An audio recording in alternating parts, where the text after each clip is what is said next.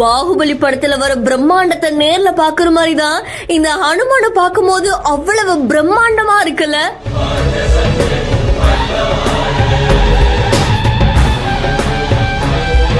Differ shadow அப்படின்ற Instagram பேஜ்ல இருந்தா இந்த வீடியோ வெளியாகி இருக்கு.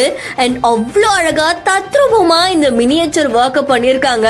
அண்ட் கண்டிப்பா இவருக்கு பாராட்டுகள் குவிஞ்சே ஆகணும். அது மட்டும் இல்லாம அவ்வளோ தத்ரூபமா இந்த மினியேச்சர் ஆர்ட் ஒர்க் பண்ணும்போது அதுல இருக்கிற நுணுக்கங்களையும் அவ்வளோ சரியா பண்ணியிருக்காருல.